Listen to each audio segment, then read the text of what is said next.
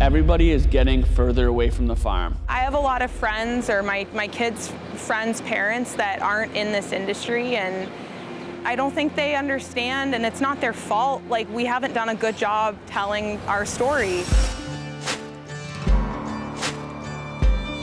Just you wait, listen for the storm. When the dark clouds form and start to turn, I'll run again. Far away when the hurricane, oh, that old hurricane comes. Just a growing misconception that's happened in the last 20 years.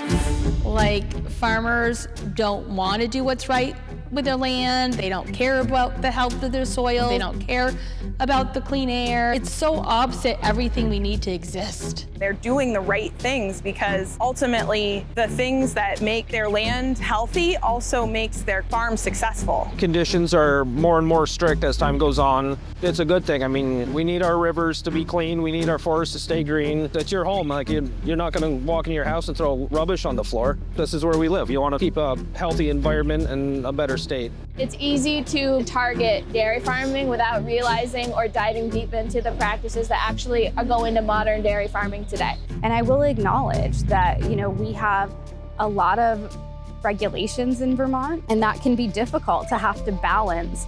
I need to get my farm in working order. I need to be able to improve infrastructure, and I also need to maintain these regulations. And I think that farmers have really stepped up in Vermont, and they do it. We're open to improving, and we're not against change by any means, but it has to be balanced for both sides. Dairy farmers have stepped up, and we can do more, and we will do more. When they're trying to pass regulation, put themselves in people like us shoes, the business owners that are trying to make this work in our small communities. They really need to get out there and see what's going on before they make up their minds. It's pretty hard to find somebody from the middle of a city to say something good about how well the farmers are doing environmentally. Makes it really difficult to get that stuff changed in Montpelier. The neighbors that we have now are completely getting further away from agriculture. People say, yeah, I know a farmer.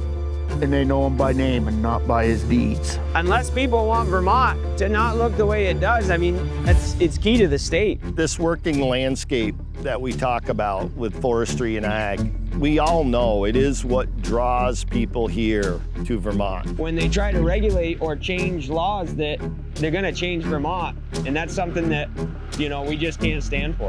The world is changing. There's more people that are more aware that they can say, you got to do this or I'm going to sue you. A lot of the legislators aren't listening directly to the people of our state, that they're listening more to lobbyists and special interest groups. When you hear those people saying, we've got to get some real food growing. Whew. Real food. Dairy is not real food. Some people are just actually naive to what's going on. A lot of money behind it, and it really doesn't have the best interests of the people of Vermont in mind. That's why it's so important on who we send Montpelier to represent us. The education needed to just inform them of how a farm operates is necessary. It would be great to have more people that are in the working lands industry there that we can trust. Lobbyists and advocates have a really big voice in the building. But you can't walk away from your farm to be in Montpelier. Unfortunately that means folks sometimes with more resources have a bigger voice at the table. They have a different idea of what Vermont looks like than I do. These guys need to get out on these farms. They need to get out here and see what's going on. To come early and bring your boots. Just try to come out with an open mind and understand. I'd like to think that we could get to a place where we're both learning together. And not be constantly feeling like we have to defend ourselves. It's as simple as doing what's right for your neighbors and your community, more so than what nationally is being dictated or what is being fought over. If people really understood what we do for the land, for the animals, day, night, birthday, Christmas, whatever it is, people would be more understanding. And so Brian and I, through the Champlain Valley Farmer Coalition and the UVM Extension, we put together a bus tour. And we had scientists, we had professors, we had community, organic farms, conventional farms, goat farms, vegetable farms, the gamut of what we are in Vermont. It was amazing.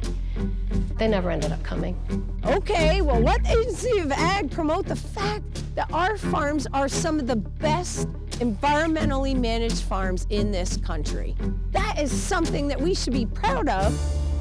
We've been getting the short end of the stick for a long time, and politics is important, but you never want to forget where you came from and who you represent. You can help Vermont's farmers by choosing local products, visiting our farms, and sharing this video. Join us in preserving this critical part of our Vermont way of life. Please take the time to call, write, or visit your legislators and share this video to support our Working Lands initiatives. Produced by Monument Farms in association with the Vermont Dairy Promotion Council and the Vermont Dairy Producers Alliance. Stay tuned. Episode 6 comes March 15th. Monument Farms, delivering nature's most perfect food since 1930.